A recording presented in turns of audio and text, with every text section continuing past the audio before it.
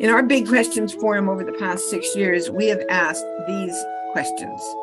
Is there life or consciousness after death? What, where, who is God? What is the relationship between science and religion? What is the purpose of life? How can there be peace in today's world? Asking questions isn't just about getting answers. It is a process of exploration, of discovery, of finding meaning in one's life. And it is a process of seeking further understanding of those traditions that have for millennia provided spiritual meaning and nourishment to the asker of questions, humankind.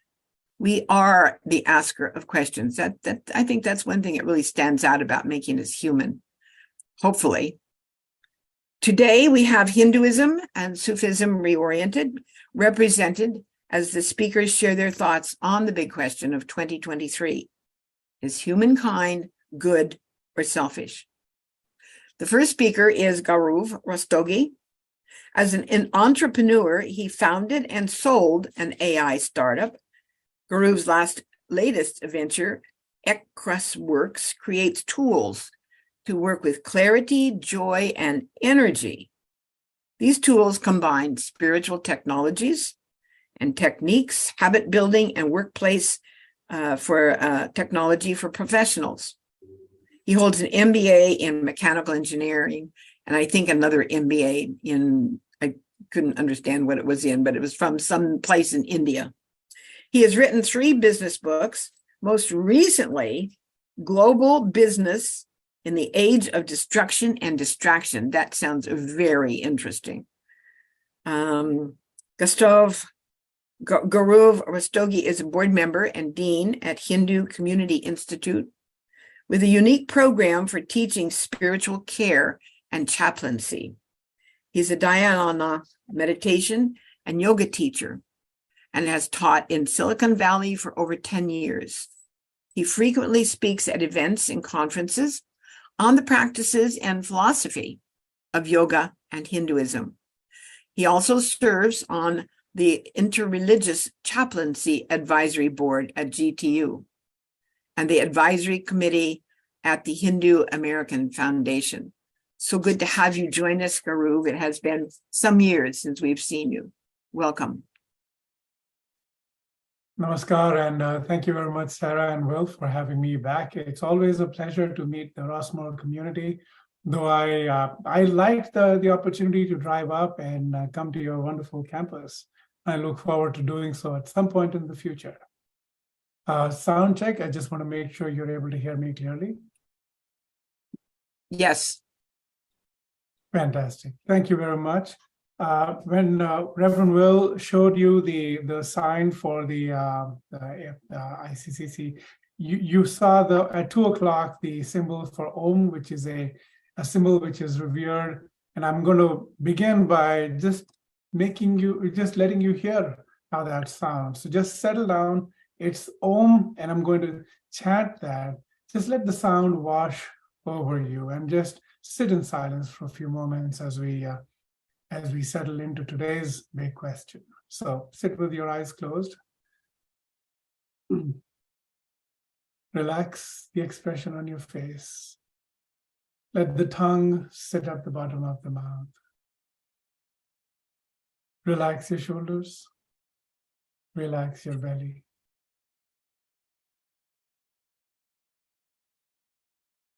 I'm going to chant Om once. Exhale completely. Take a deep breath. Inhale.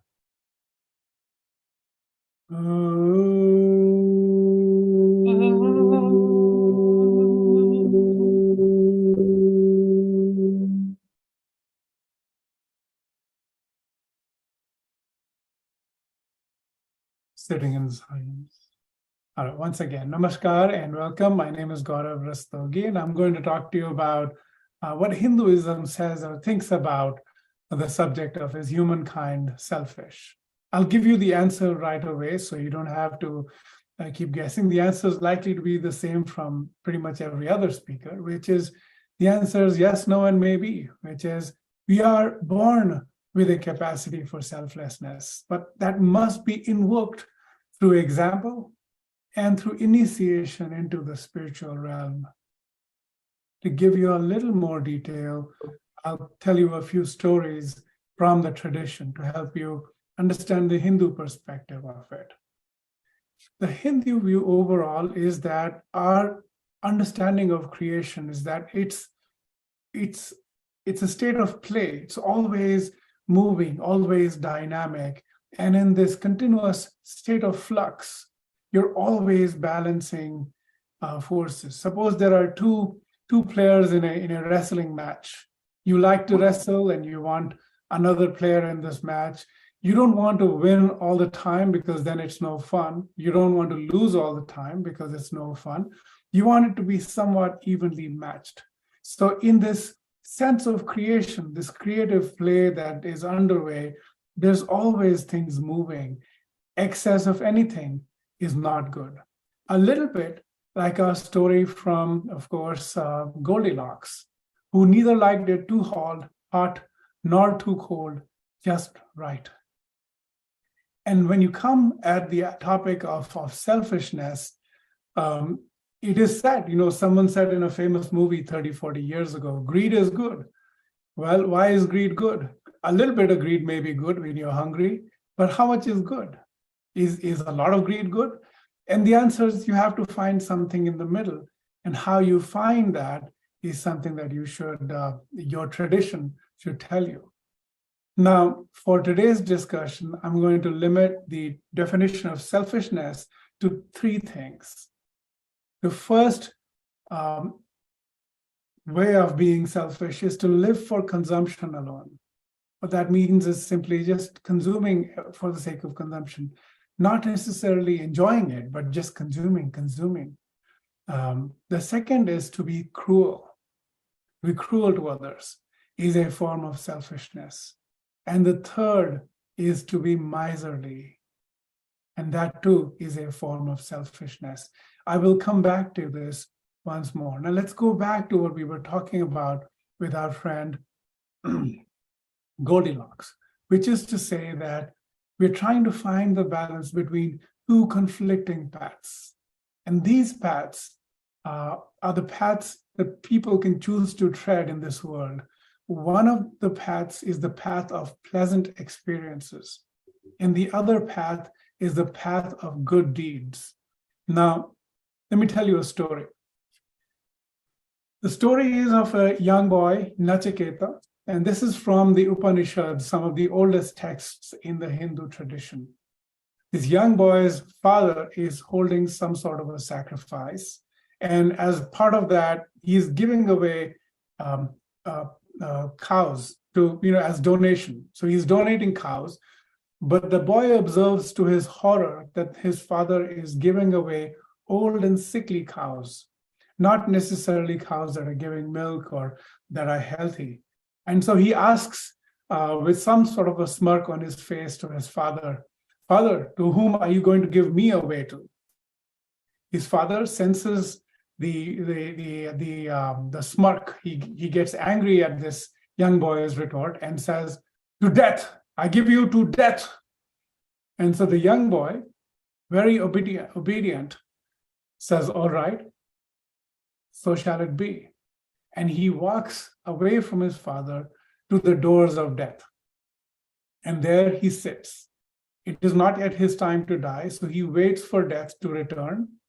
And he sits there for 3 days. On the third day, death personified shows up. He's surprised to see a young boy at the door and inquires of him, "What brings you here?" The boy tells him the story. And then death personified says, "All right, well, I have no business for you here. You can go back, but because you have spent 3 days at my door, I will give you 3 boons. The third boon," the boy asks, "tell me what happens after death." Death personified tries to convince him otherwise. He says, "Look, ask me any other thing. Ask for money, ask for wealth, ask for whatever you want, but this is a tough question to answer." The boy says, "If all of this goes away at the end of death, then why should I care for anything you're giving me? Tell me what happens. Then death personified tells him a very interesting thing. He talks to him about what is good in this world.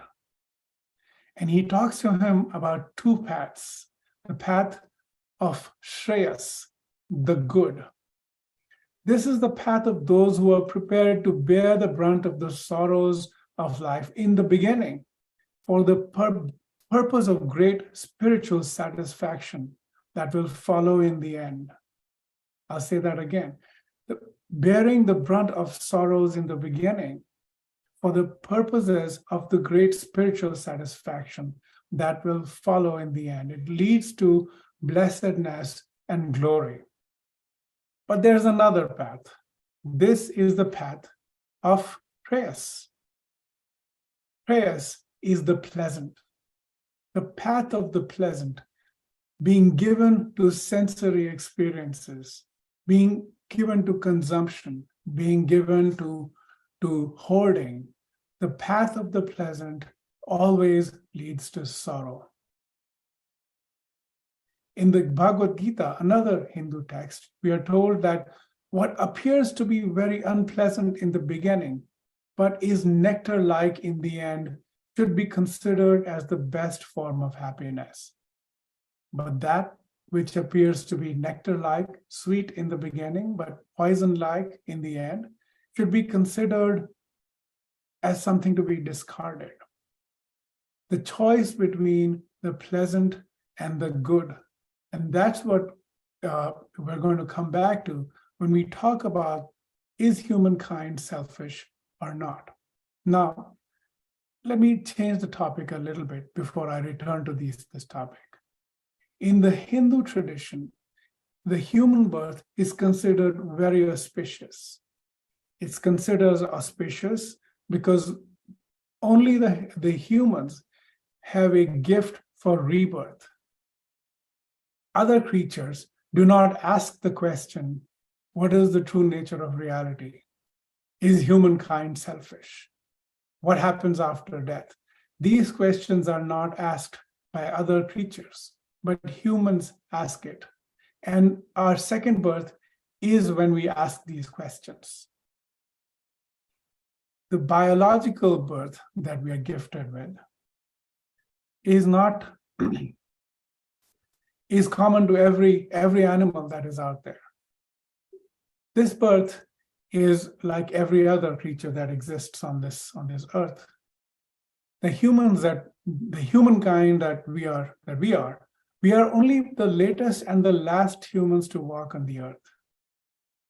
We are neither the strongest humans to have walked. There have been dozens of human species, the Homo erectus or Denisovans or Neanderthals. There have been dozens of human species in the last 2 million years on the path to our evolution. We are not the shiniest example of strength or brain size or how far and wide we have traveled. But here we are, the latest and the last human species to walk this earth. And the question is why? Why does our biological birth make us so special? So there are other humans that have been stronger. They have bigger bones, bigger muscles, bigger brain cages, and they have been present in corners of the earth which modern humans have only recently reached. And so that doesn't make us special. What makes us special is something else. We are forever young. If you look at apes that are born with hair and are very muscular and very aggressive looking, we look like young apes, months old, even as a grown-up, hairless, cute looking compared to apes. And this is in biology, this would be called neoteny, the appearance of childlike features. We are essentially a baby ape species in the sense that we are slow to grow, we are weak at first, and weak at last. I'll repeat this. Biologically, we are born much more feeble than other animals are. We are weak at first, and weak at last. We are not the strongest species. The question is, how are we so successful as a species? We are successful as a species because we are an interdependent social species. We're designed to work with each other. A human baby requires long years of nurturance to become fully adult. So human biology entails years of investment into the next generation. And that's why human beings have family, clan, and social systems of nested networks where caregiving and nurturance flows in many ways. To sum up, we are successful because we are built with and for care. We're not just an aggressive animal species. We're designed to care for our young, for our old, and for each other. We're designed with that, and that's the reason we're successful biologically. But that's not all. There are three powerful forces that have shaped modern humans compared to other human species as well as other animal species. Those three are simply our biology. I just talked about biology. But we're not just made of biology. We're also made of culture. Language is culture. How we cook, how we eat is culture. How we transmit and tell stories is culture. How we ask and answer questions is culture. We're also made of culture. We're also made of the tools and technology that we've made. It's not just the internet, fire, the wheel, the axe, the spear. These are all technologies. But the gifts of biology, culture, and technology also give us something else. We still have animal aggression inside us. We are capable of much cruelty. Right? We are capable of much cruelty. Our culture allows us to become rich with money, but it gives us this insane desire to hoard. We are capable of much greed culturally. And our technology allows us to consume anything and everything at command. But we are capable of sensory excess. So the three gifts, the three forces that have made us, give us the capability for aggression, the capability for hoarding, the capability for sensory excess. We are given a capability for selfishness. And we must be born again into the spiritual realm to go from the pleasing to the good. And that is what we come to the second birth, which is a spiritual birth. Now, in the spiritual birth, and let me tell you, the way the Hindu tradition looks at the world, the universe itself, like I said, it's seen as a single emanation. It's not that the creator is separate from the creation. It's all at play, a single creation. Everything is interconnected. And when someone reaches the state of enlightenment, asking and answering this question of what makes this universe work, when we open our eyes and see the interconnectedness of everything, how can anything be selfish? Because where is the separation of the self from the other? When you see everything as being interconnected, then you will do everything to make the game, the system work just as well. Let me tell you another story. This story comes from another Upanishad, an older text. And here, three groups of beings visit the Creator to ask for initiation. Remember, I'm talking to you about the second birth, which is a spiritual birth. And in the spiritual birth, you go to a preceptor, a higher being, and ask for initiation. And so these three groups of beings visit the Creator and ask for initiation. And the Creator welcomes them. And but who are these three? Let me tell you those first. Of course, the first group of beings is the celestial beings, devatas. These have you might, in other traditions, you might think of them as heavenly beings living in heaven or astral realms. And they revel, they live for sensory pleasure. They have no sweat, no toil, no work.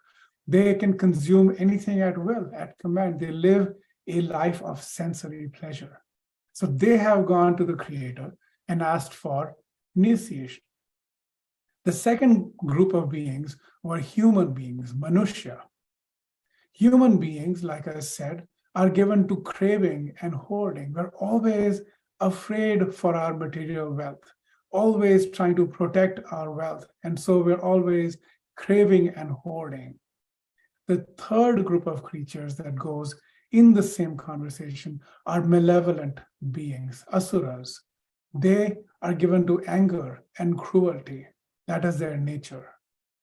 And so all three of these beings go to the Creator, and the Creator says only one word. Just like how Sarah in the introduction said, humans have come a long way from the time we said, ah, ah, ah. Well, think of it this way. The instruction that was given to them was very similar. The letter the, not THE, but the sound the. The celestial beings go, and the celestial beings are told, have you understood? And the celestial beings said, yes, we have understood, and they go back. The human beings go, given to craving and hoarding. They're asked, do you understand? And the human beings say, yes, we understand. The malevolent beings also are given the same alphabet letter, do you understand? And they said, yes, we understand. Each of them is given the same letter, but it means very different things for each one of them. The celestial beings, these are people in paradise, the beings in paradise, they are given the word damyata for self-control. They're reveling in pleasures of the senses. They're fond of enjoyment. There's no aging, there's no sweating, no toiling, no hunger, no thirst, no drowsiness. There's nothing untoward in this world. It's all pleasure and pleasure, honey flowing everywhere in paradise. The celestial beings are addicted to too much enjoyment. So the instruction to those beings is damyata, self-control. To subdue your senses. Do not go too much in the direction of the enjoyment of your senses. Damyata, self-restraint. The human beings given to craving and hoarding are told datta. Human beings are greedy. We want to grab, hoard, protect everything. But human beings are said, give in charity. Do not keep more than what you need. Do not take that which you have not been given. Do not appropriate that which does not belong to you. They're all implied in datta, charity. So to the human beings, charity not merely in kind, but also in thought, in disposition to others. So counter the drive for greed and hoarding with charity, datta. The malevolent beings given to anger and cruelty are told dayadvam, kindness. They're cruel. They're always insulting, injuring, or harming other people. So by being kind and merciful, you can control your anger. So all three creatures, all three beings are told ways to initiation into the spiritual birth by controlling their drive for sensory pleasure, for hoarding, and for anger and cruelty. Damyata, datta, and dayadvam. And so in the Hindu tradition, we say we are born with a capacity for selflessness that must be invoked through example and initiation into the spiritual realm. Now, the broader view, like I said earlier, we see the entire creation as a living system. Everything is interconnected, interdependent, and interactive. And so Vishnu, who's one representation of this reality, he stands for Dharma, is flanked by both the goddess for prosperity, culture, and language, Sri Devi, and the goddess Bhudevi, on the other hand, for ecosystems. So seeing everything as a living system where we allow for vibrancy. We don't keep, but we exchange. And so we're not selfish, but exchanging. So to sum up, we are born with a capacity for selflessness that must be invoked through example and initiation into the spiritual realm.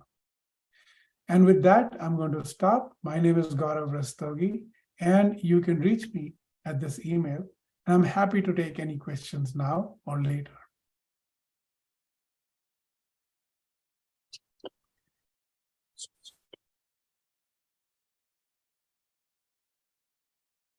It takes a minute for all of us to think of all that you've said.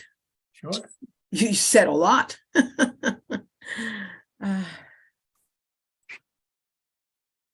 So go ahead, Channing. Good afternoon, Gaurav. Nice to see you. Namaskar. I was a little bit late to the meeting today. I had a doctor's appointment, but maybe you've already answered this. I'm wondering, for those of us who are aspirational spiritually, how do we become celestial beings? So in the Hindu tradition, the celestial realms, it's called Vaikuntha, a place where there is no torment, no kunthas, right? And to become a celestial beings, you have to graduate into it. And in the Hindu tradition, depending on which type of Hindu tradition you go to, you have to essentially, through surrender, bhakti is how you get there. In the Vaishnava school, that's the way to get to those realms. This is not the same as a sort of a Christian view of heaven, where it's a permanent deal. The Hindu view of heaven itself is Swarga. You go and come back, because essentially it's a cyclical back and forth process. But you can get to this state of merging back into the divine through devotional self-surrender.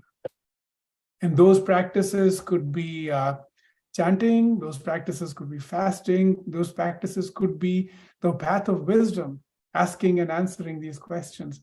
That practice could also be simply letting your action, letting divinity flow through your action, and essentially removing yourself from the equation. And that's karma yoga, which is in fact related to today's discussion.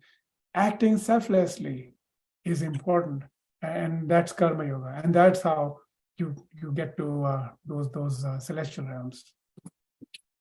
I hope I've answered your question. Thank you. Yes, you have. Go ahead, Bob. You're muted, Bob. You're muted.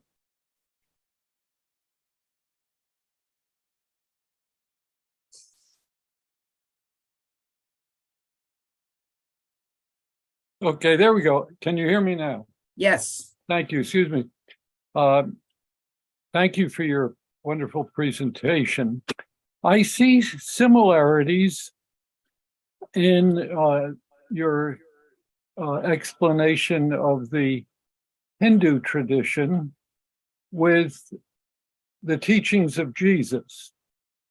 And there's some speculation that during this part of Jesus's life that we don't know that much about, that he traveled to India and studied the Hindu tradition.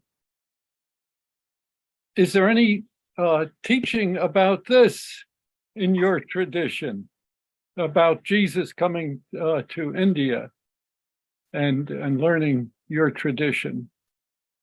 Thank you, Bob. That's always a very interesting question. In the Hindu tradition, as such, there are two ways I'll answer your question. There have been stories going around to the effect that you described, that Jesus, in the period between his childhood and by the time he showed up at John the Baptist's place, where was he and how did he come to acquire the learning that he had?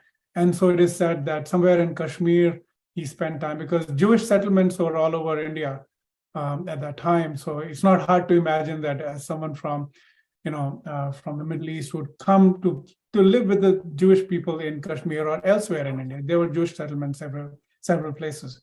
So that, that's plausible if you believe that. The other way to answer that question from my perspective is that there is a way to read specifically Jesus's utterances, not Paul or later Christianity, but specifically what Jesus said. And you can read into those from a Hindu lens. And that has been done. So Swami Vivekananda, who very famously came to the US in 1893 and gave a famous talk and so on, he carried with him, an imitation of Christ, which was a book to this effect that only Christ's sayings were in that.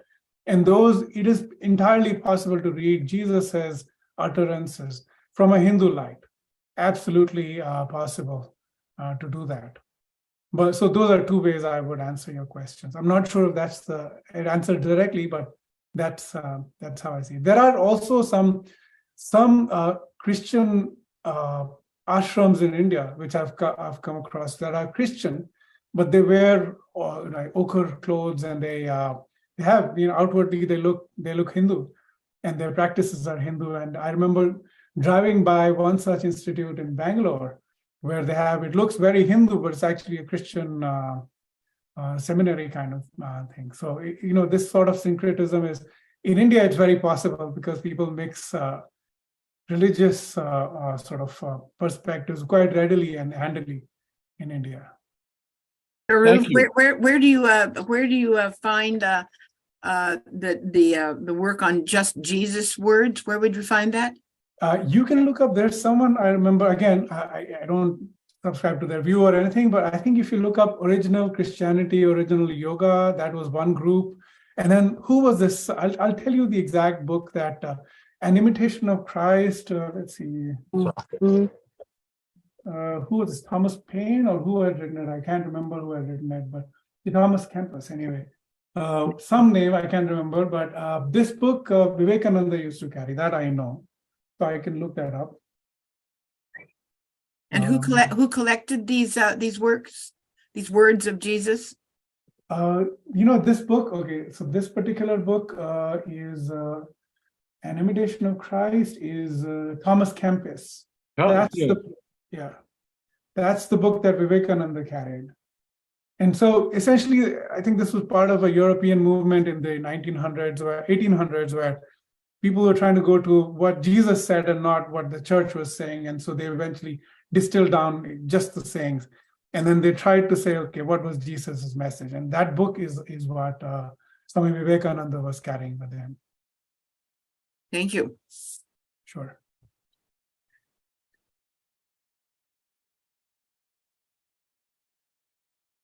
Anybody else have a question or a comment? And let me just ask, Gaurav, with you said that the words of Jesus would make sense in Hinduism, something to that effect. Sure. So in your writings, are there the words of Jesus in your writings, in the Hindu writings? I actually went to a Christian school, so that's how I've learned, both the Hebrew Bible and the New Testament. But I have actually not written on Jesus's utterances from a Hindu lens at this point. I did write one about Tertullian, who said credo quia absurdum, which is I must believe because it is absurd. I did write about that from a Hindu point of view, where I actually agreed with him. But of course, he was kicked out, so that didn't help. Yeah. Well, if you think beyond the box, you're likely to be kicked out of something. And yeah, we have to think beyond the box, because the box ends up to be dogma. It's not creative. And in each of us, of course, has divine creativity in us. And it seems like that's partially what you were referring to about the goodness in each of us. Yes. Yeah. I didn't want to say, maybe I didn't say, a certain amount of self-preservation is required for the play. The Hindu word for that is Leela. Leela is this play or this entire creation that's going on. And it is important for self-preservation. If there are, for example, two wrestlers, the wrestler must protect himself in order to engage in the game. That's very important. Otherwise, the game stops if there's only one wrestler left. And so you have to preserve yourself, but you must also not prevail so much that the other is destroyed. So there is always this tension, and that's what makes this Leela interesting, because it's not predictable. It's always something is going on. So this drive for selfishness as a drive for self-preservation is required to some extent, but not so much that it becomes a problem. And I think that's the rising to the spiritual realm is involved, where you understand the interconnectedness of all being, and you recognize that for the game to go on, you must look out for the entire universe, not other human beings, not other living beings on this planet alone, but for all of creation. Because only then does creation fulfill its purpose of joy, of creativity, of forever being in a state of play. And that's selflessness. Beautiful. Thank you. Ruth, please go ahead. You were speaking, I thank you. This is very interesting. I'm really enjoying listening to your speaking. You were talking about people basically having the possibility of being greedy and selfish, and that they can overcome that. Tell us how do you teach them to overcome it? And what are their goals? What are the means by which they do that? Yeah, Ruth, thank you for that wonderful, beautiful question. How do people overcome the need for greed? In the Hindu tradition, the word is yoga. Now, yoga you might think of as what might happen at a studio, right? Like somebody doing pretzel poses. But the original meaning of yoga is to join, to yoke. You know what a yoke does? To yoke a wheel to the axle, to join the lower self to the higher self. You can transmute your personal greed into a spiritual greed, which is your wish for the welfare of all creation. You're still applying the sense. Once you've joined the lower self to the higher self, you see from God's eyes, you work with God's hands, basically. And so the self is no longer the subject of the greed. And you can do that. And people do this all the time. Why are people willing to go die for their country? Because they have risen above the individual self to the collective self. But why stop there? Keep going, keep going, keep going until you've met the original creator, right, from which all life emanates.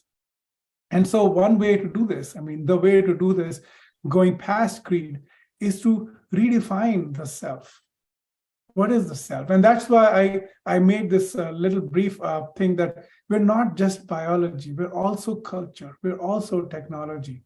Just thinking of ourselves as biological creatures limits us significantly. A lot of people are willing to die for their cultures, right? A lot of people, of course, today would die without the internet, but that's just them.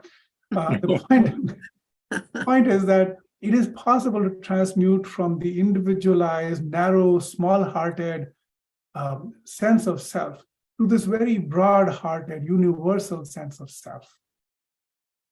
And when you get there, then greed is good in that sense, because you're looking out for welfare of everything, not just in your individuality. Yes, amen. Thank you. Amen. Thank you so much, Gaurav, for all of your thoughts and your sharing. We appreciate it very much.